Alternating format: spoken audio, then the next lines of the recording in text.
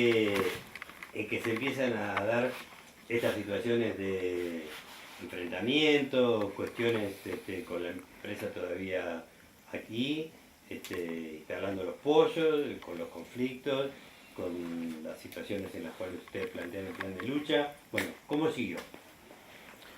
Bueno, como siguió, bueno, fue toda una pelea que fuimos teniendo con la gente de la justicia, la gente del gobierno, por el hecho de que bueno, más allá de ir ganando terreno en cada una de las acciones que nosotros fuimos llevando en el territorio, las cosas no se resolvían y tampoco había un guiño por parte del gobierno a cambiar para mejor las cosas. Entonces, a partir del 2012, en los peores momentos que se empezaron a generar acá, de tener que vivir, en el 2012, antes de parar el yacimiento, tener que vivir hostigado por la justicia, tener que vivir perseguido. ¿Cómo fue eso? Sí, en el 2012, bueno, acá a nosotros nos tocó vivir, tener nuestro territorio militarizado. Y si vos salís afuera y decís, bueno, para cualquiera que viene de afuera y que vos les decís, acá nosotros vivimos rodeados, hubieron momentos que tuvimos un mes con 70 policías del grupo especial instalado acá adentro, la gente se ríe porque dice, imposible eso, pero ¿para qué? ¿Para qué tanto? ¿Por qué todo eso? Y era justamente la lógica de que había el petróleo, había que explotarlo como de lugar. Entonces nosotros también creo que fuimos prudentes, tuvimos la capacidad de no exponernos a confrontar frontalmente con la policía ni con la justicia cuando cada vez que querían venir a desalojar. Cada vez que venían nos traían una orden de desalojo porque nosotros íbamos a parar un pozo, porque nos iban a notificar de que estábamos usurpando o interrumpiendo la actividad petrolera. eh, eh, Nosotros, bueno, nos notificábamos, nos hacíamos de esas notificaciones y bueno, y sabíamos de que cada acción que nosotros hacíamos no era que íbamos a hacer lo que nosotros queríamos, sino que eh, no todo iba a salir así como nosotros quisiéramos, que íbamos a tener a la justicia detrás corriéndonos y desfilando por los pasillos. Entonces, ¿Cómo eran esas acciones, digamos, del plan de lucha para paralizar la actividad de los... bueno, ¿Qué hacían? nosotros íbamos y bloqueábamos los pozos. Ah, ok. Bloqueábamos los pozos y bueno, parábamos los motores de los pozos, cerrábamos las válvulas y se paraba la producción. De ahí era que tenía que venir la empresa con las patrullas de seguridad, con escribanos, a certificar, a constatar de que el pozo había sido cerrado. Aunque no nos viéramos a nosotros, igual traían a escribanos a certificar de que nosotros habíamos frenado la actividad petrolera. Y bueno, en algunos momentos le poníamos barreras en la entrada, tranqueras, alambrados, así que bueno, cada vez que tenían que entrar, entraban con una orden judicial. Y esa orden judicial era tener que movilizar a 100 policías, 70 policías de grupo especial, apostarlo acá en las entradas, ponerlo aquí a metros de la casa, instalarlo en la planta compresora, y el resto en las patrullas yendo y viniendo en donde están los pozos. Hubo después el famoso tema de que la justicia ordena el desalojo de ustedes. Sí, ordena el desalojo. Contá esa parte. No fueron una, en el 2012 fueron alrededor de 5 órdenes judiciales de desalojo que tuvimos que afrontar. Bueno, esa orden de desalojo no era que nos tenían que venir a sacar de las casas, pero sí tenía que desalojarnos del lugar donde estuviésemos cortando o impidiendo el normal funcionamiento del yacimiento. A eso se referían puntualmente los desalojos. Y bueno, en el 2012 se dio eso, de que tuvimos varias órdenes Y cada vez que venía la policía, venía, o sea, la justicia con las órdenes y la empresa, venían así grupos de 70, 80, 100 policías y lo dejaban apostado aquí 10 días, 15 días. Y como nadie de nosotros, no es que nosotros nos trasladamos de la ciudad o venimos de otro lugar a manifestarnos acá, que nos manifestamos y nos vamos, sino que nosotros vivimos acá. Entonces la policía, a eso al Estado le implicaba un gasto corriente importante, tener un grupo especial movilizado acá, sin que estén actuando, porque la policía estaban en las trafi, estaban en los trailers, apostados, pero sin ningún tipo de acción, porque nosotros no íbamos a ir a confrontar con la policía, así que cuando la policía se cansaba de estar y el gobierno le dolía de tener que estar pagando al grupo especial, se lo llevaba. Y cuando se lo llevaba nosotros íbamos y lo parábamos, cortábamos nuevamente, entonces era todo unas situaciones de, de confrontación que se generaban y bueno, había que ir, bloquear los pozos y bueno, y otra vez la empresa ir a denunciar y otra vez la justicia salir con la policía para acá. Hasta acá en un momento llegamos a tener un cordón policial enfrente de la casa a las 7 de la mañana y las 24 horas. Por ejemplo, acá, en otras casas de allá, en el salón, eh, en el campo, las patrullas dispersas por todos lados, para asegurar de que la empresa saque el petróleo, saque el gas, saque todo eso. En el 2012 ocurrieron varios hechos también, creo yo, negativos, pero a nuestro favor, porque en el año 2012 ocurrieron varios incidentes ambientales donde la autoridad de aplicación vino acá al lugar, se constituyó acá, vino el fiscal de Estado, vino el secretario de Energía de Neuquén, de Medio Ambiente, a interiorizarse la situación y a decirle a la empresa que tenía que parar la producción hasta tanto no cambien las instalaciones que eran prácticamente obsoletas y que no servían para el buen funcionamiento de la industria. Entonces esas actas nos sirvieron a nosotros y con esas actas después nosotros corríamos, incluso la propia justicia cada vez que la empresa denunciaba, porque aún así con esa acta en contra la empresa iba igual a denunciarnos a nosotros. Entonces cuando venía la justicia a decirnos que había que liberar, nosotros le decíamos no, pero acá tenemos las actas de la autoridad de aplicación que dice que la empresa tiene que entrar, no a explotar, tiene que entrar a remediar, a cambiar el gasoducto, a cambiar todo lo que estaba mal, había que cambiar. Entonces esa fue una de las discusiones que tuvimos y bueno, que llegamos al mes de diciembre, un día antes que comience la feria judicial, la empresa logró sacar una medida cautelar en contra nuestra y nos vienen a notificar del desalojo y fue al lado del salón que tuvimos que enfrentar a esa orden de desalojo y bueno, producto de la resistencia sale una oficial de justicia que era la oficial notificadora, supuestamente agredida por nosotros. Y eso después generó de que nosotros se nos apresara, tuvimos 24 horas detenidos en Zapala, ni siquiera nos detuvieron acá en el lugar, fue porque nosotros, después que se generaron todos esos hechos de esos incidentes, nosotros volvimos porque teníamos el alambrado, teníamos la tranquera, y cuando volvíamos nos encontramos que nos habían dejado el mandamiento pegado en el alambrado. Entonces cuando entramos a leerlo empezamos a darnos cuenta que se trataba de una medida cautelar. Entonces fuimos a Zapala y fuimos a ver a un abogado ahí que trabajaba con nosotros, de decirle que nos oriente qué iba a pasar con eso. Y cuando fuimos, bueno, nos dijo que era una medida cautelar, que acá habían plazos, que habían que algo que había hecho la empresa era haber sacado esa medida antes de la feria judicial y que revertir eso iba a implicar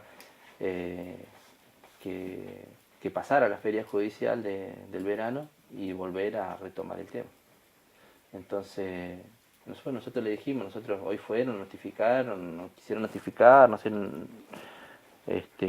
terminaron dejando esa orden y nosotros nos resistimos, no lo dejamos pasar.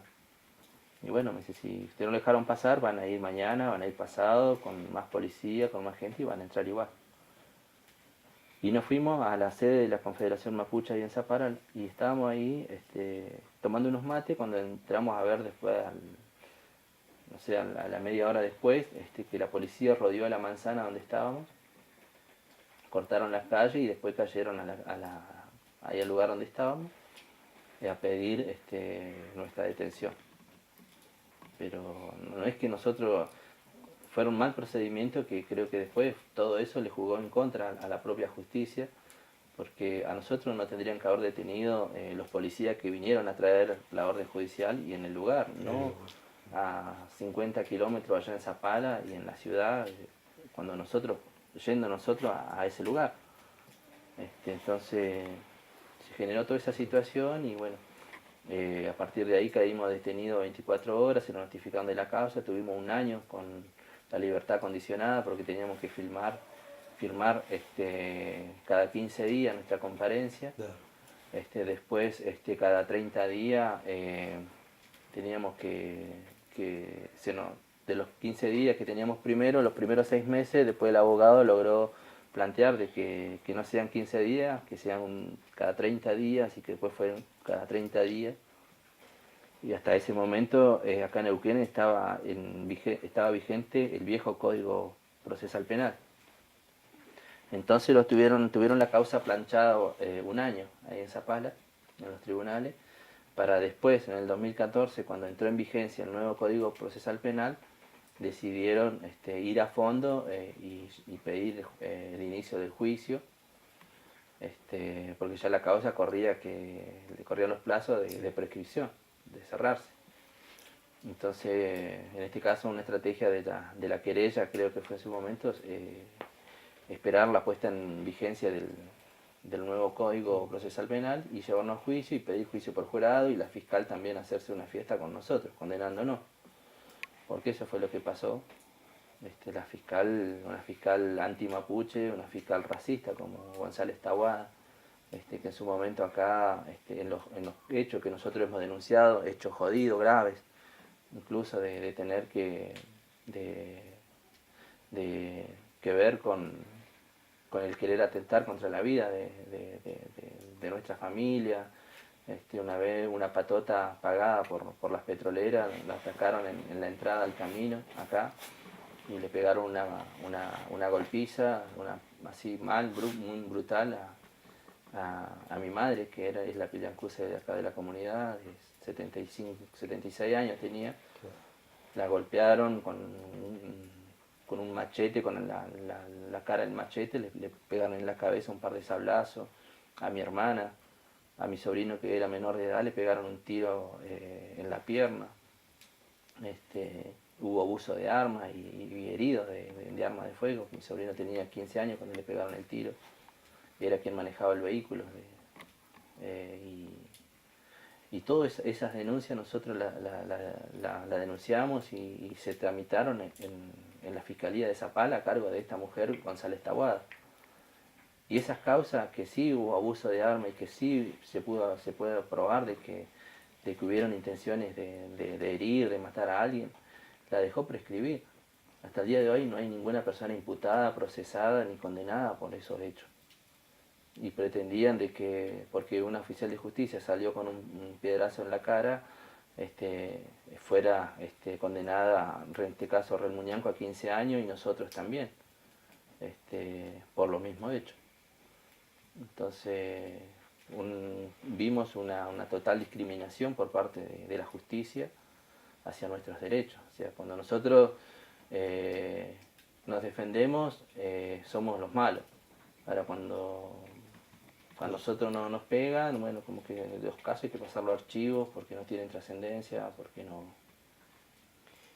Entonces vimos una clara discriminación del Poder Judicial, donde exigíamos nosotros todo lo que fue la campaña del juicio, de que queríamos una justicia sin discriminación para Neuquén, porque era lo que nosotros veíamos, que acá había una clara discriminación hacia el pueblo mapuche, hacia nuestros derechos. Y es por eso también que en el transcurso del juicio se pidió que el juicio, como la fiscal había pedido que el juicio sea por jurado, sí, la defensa nuestra planteó de que el juicio, si bien el juez aceptó de que sea por jurado, por nuestra parte planteamos de que sea un jurado intercultural.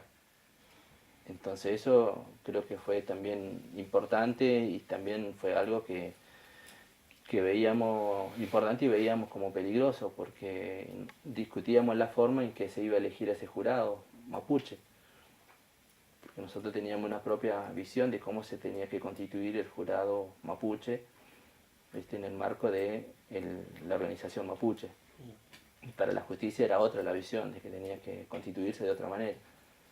Así que bueno, finalmente se terminó yendo a ese juicio que duró una semana, 10 días prácticamente, y bueno, salimos sobreseídos. En el caso mío, por ejemplo, a mí me tuvieron 3 años procesado por esa causa, para ir el día de los alegatos, ir a definir la sentencia. La fiscal me sobresee. Es algo que no tendría que haber pasado nunca, eso, porque ¿quién se hace responsable del perjuicio que a mí me tocó pasar 3 años imputado por una causa y señalado por la propia fiscal como un posible responsable, y que en el momento que antes que se lea la sentencia diga no, Martín Maliqueo queda, la fiscalía retira la acusación y por lo tanto queda sobreseído. ¿Y hay alguna reparación? ¿Iniciaste una acción para que hubiera una reparación? Todavía no hemos hecho nada, porque estamos ahora esperando de que la justicia corra con el pago de las costas de los abogados. En este caso, que es lo que a nosotros más nos importa hoy, de que se cubran los gastos, los honorarios a los abogados que quienes litigaron la causa, y bueno, por suerte hoy también hemos llevado eso hasta la última instancia, y incluso hoy tenemos 2 sentencias de que señalan de que efectivamente la provincia tiene que pagarle las costas a los abogados por la mala instrucción de su fiscal, en este caso la fiscal González Tahuada, por la cual nosotros vamos a trabajar y mover cielo y tierra para pedir un jury de enjuiciamiento político y destituirla, porque la justicia es demasiado importante para dejarla en manos de fiscales racistas. Y no puede la justicia tener fiscales así sueltos, pretendiendo asustar a la gente, llevándola a un juicio que después no lo sabe defender, no lo sabe sostener. ¿Y cómo se llega? Ya estamos terminando. ¿Y cómo se llega a la paralización? ¿Cómo se llega a la paralización total de la actividad, que es la que hemos visto? Bueno, fue así en el 2012, previo ya a lo que fuera, la causa. Previo a al día 28 de diciembre, que es el momento en que se nos notifica de la causa, a nosotros se nos... ya habíamos tomado la determinación de parar el yacimiento, porque el día que vinieron a desalojar nosotros ya teníamos parado el yacimiento. Ya la planta compresora había salido fuera de servicio, los pozos estaban parados, y bueno, tuvimos que hacer todo eso nosotros, o sea, nosotros no... Bueno, para acá.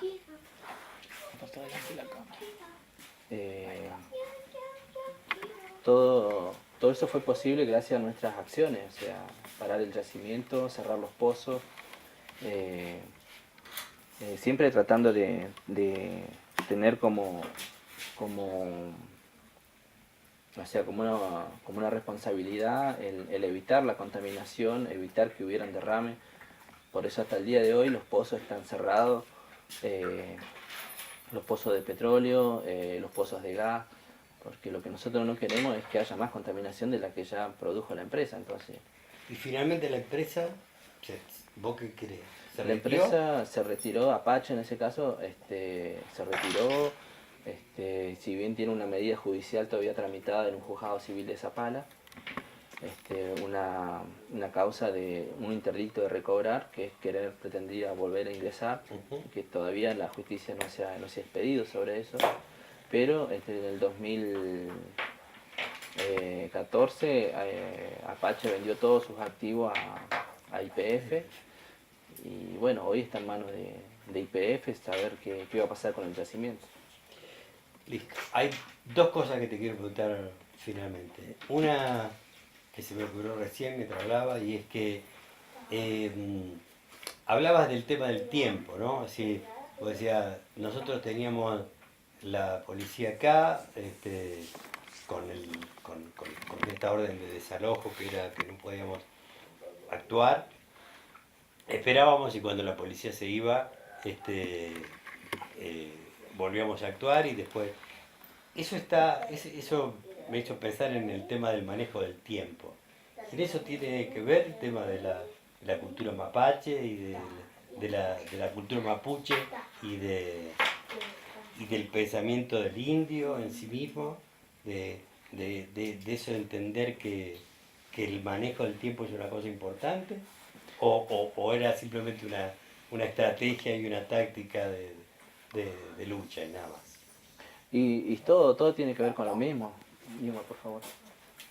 Eh, todo tiene que ver con lo mismo, con esto de respetar nuestro entorno y también pedir de que en determinado momento también esos nehuenes a los cuales nosotros defendemos, que también se posicionen de nuestro lado. En el hecho de darnos fuerza y que las cosas que hiciéramos salieran para bien. Y con eso, en cada acción que nosotros hacíamos, nos encomendamos a cada uno de esos nehuenes, de esa fuerza, a que nos den la fuerza para luchar, porque no es un capricho nuestro ni es para nosotros como familia la lucha, sino que es en resguardo de todas esas vidas que cohabitan, coexisten en este territorio. Y creo que así fue que se dieron las cosas, por eso es que nosotros acá cuando teníamos que parar los pozos, en muchos casos lo hacíamos en la noche, esperando que cambiara el tiempo, el ciclo de la luna, y lo hacíamos de noche, o sea, por ahí salíamos de a caballo a parar los pozos, aprovechando la luz de la luna, y pasábamos desapercibidos ante la propia policía o ante... entonces era eso, entonces después de repente se paraban, veían los pozos parados y las válvulas cerradas y decían, ¿en qué momento es que vamos a parar? Entonces... Bueno, y ahora sí la última. Y es una reflexión un poco más compleja. Quiero decir, nosotros estamos en un, y tiene que ver con el documental, nosotros estamos en un lugar del planeta que tiene que ver que tiene una riqueza sobre los recursos naturales importantes, basado desde el punto de vista económico, si querés, o de la producción o económico, en tres aspectos: la producción de alimentos, la energía y el agua. Es una región del planeta muy particular en relación a eso. Acá están los recursos para que el mundo viva durante los próximos 100 años. Teniendo en cuenta una cuestión un poco más general, un poco más del mundo en relación a eso, ¿cómo crees que va a terminar y no cómo crees que va a terminar, cómo debería evolucionar también, evolucionar en el sentido de, o sea, cómo debería plantearse, o si se lo plantea la comunidad mapuche con conciencia sobre este lugar en donde está sentada, y el lugar que ese lugar donde está sentada tiene y va a tener en un mundo que va a necesitar de esos recursos naturales. Hablo de una cosmovisión, de alguna manera, desde la propia comunidad mapuche al mundo. Claro. Bueno, en principio yo a lo que voy es que, por ejemplo, nosotros somos conscientes, plenamente conscientes de que hoy parar la explotación petrolera es remar contra las corrientes. no es imposible, pero lleva de otras cosas y en las cuales no todos estamos preparados porque no todos estamos tampoco con esa misma línea de ver la vida, valorarla y valorar a esos elementos, a esos recursos, o sea, a esos nehuenes, como es el petróleo, como es la minería, como es el gas. Nosotros somos conscientes de que hoy la sociedad necesita de esos elementos, de esos insumos para, para desarrollarse, pero tampoco queremos vivir en un espacio donde tengamos que ver solamente de cómo se la lleva y a costa de qué y cómo. Yo no quiero dejarle un mal futuro como herencia a mis hijos, o a mis sobrinos, o a mis vecinos, a los hijos de mis vecinos. O sea, yo quiero dejarle por lo menos pelear hoy que puedo y que tengo la fuerza para hacerlo, dejarle un camino más allanado para que no sé, su desarrollo no sea tan espinoso como el nuestro, como el mío, de haberme criado sin educación, sin escuela, de haber, no sé, de haber visto eh, cómo mi familia vivía empobrecida. Mi padre falleció a los 75 años, en el año 2008, sin ver eh, una mejora en su calidad de vida producto de la explotación petrolera. Entonces, queremos igualdad, queremos decidir, queremos hacernos parte de eso. Si se va a explotar el petróleo, queremos saber y decidir de qué forma, de qué manera, y cuál va a ser el rol, cuál va a ser la participación nuestra para evitar que haya derrame, para evitar que haya contaminación, para evitar que haya un mal uso de los recursos. No se puede estar venteando gas mientras que en el interior hay, de cada ciudad, de cada barrio, hay miles de familias empobrecidas. Es que acá, por ejemplo, se nos corra, ya nos pasó con el gobierno anterior, donde se nos decía de que, bueno, que había que potenciar y promover el uso de las energías, la extracción de petróleo, porque había que promover el mercado interno del país, crecer como industria, y de la cual nosotros estábamos afuera, no era que nosotros íbamos a ser un elemento más de ese crecimiento, de esa industrialización. No, nosotros íbamos a ser un poco quien íbamos a decorar ese circo y nada más. De hecho, por ejemplo, vos ibas a las estaciones de servicio y te encontrabas con que no había nafta, no había gasoil. Acá en Plaza Winkle, que hay una destilería y que se procesan combustibles, iba a la estación de servicio y no veía combustible. Pero sin embargo veías pasar los camiones a Chile con esos recursos. Entonces es una mentira cuando se habla de que es necesario explotar los recursos para potenciar la economía regional o mejorar la industria local, porque esos beneficios no lo ve la sociedad, la población común, no lo vemos nosotros que vivimos en el campo, donde se llevan miles y miles de metros cúbicos de gas diario por segundo, se llevan el petróleo, y nosotros vivimos así, empobrecidos. O sea, no tenemos luz, no luz eléctrica, no tenemos gas, tenemos que cocinar, calefaccionarnos con leña. Entonces no queremos esa política para nosotros. Si en algún momento le sirvió a algunos hermanos y algún gobierno sostener ese tipo de política, de decir solamente los indios hay que ponerlo para la foto, o sea, vestirlo, comprarle un macún, un poncho, unas vinchas y que bueno, que esos son las voces de los pueblos y que avalan la política de los gobiernos, porque eso no es así. Por lo menos nosotros no estamos dispuestos a eso hoy desde acá. Hoy queremos proyectarnos, queremos pensar, queremos decidir por lo que nosotros queremos hacer. No queremos que el Estado decida por lo que nosotros queremos. Entonces, un poco los desafíos que nosotros hoy queremos promover hacia adelante, desde nuestra visión de pueblos en lucha, porque acá nadie de quienes hoy estamos movilizados por cambiar esta realidad, somos gente que de bien o que vivimos en lugares cómodos, no sé.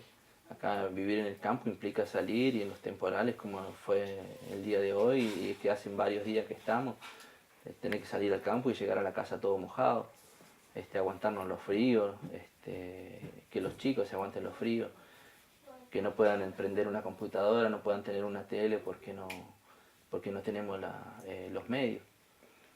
Entonces creo que la idea de trabajo tiene que ser otra, o sea, que haya bienestar para todos, y si hay poblaciones que han sido explotados sus territorios, el Estado tiene que generar una política de reparación inmediata sobre esos pueblos en lucha, en resistencia, porque están de la manera en que el gobierno anterior los utilizó o promovió políticas, eran políticas muy manipuladas, tendientes a desaparecernos como pueblos, como cultura. Entonces un poco el desafío hoy es eso. Nosotros no queremos seguir estando apostando solamente a generar conflicto y nada más. Como se lo dije a un ministro que el otro día vino acá a la casa, no fue necesario salir a cortar una ruta ni tomar una oficina ni nada para hacerme escuchar. Pero que un ministro me haya mandado a decir que quería juntarse conmigo y venir a charlar conmigo y decirme acá delante de mi casa qué pensás hacer, seguir confrontando con la política del gobierno o qué pensás de tu vida. Entonces fue algo que yo le respondí, bueno, depende de la lógica y los ojos con que lo quiera ver. Lo mismo le digo yo, ¿usted qué quiere? Seguir destruyendo la vida de mi pueblo con su política negadora hacia nuestros derechos, sin reconocerlos,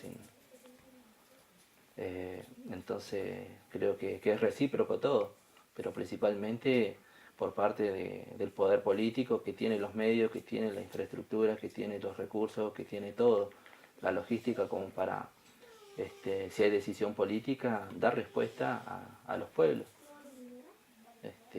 Es un poco la necesidad o la esperanza que nosotros buscamos a tener.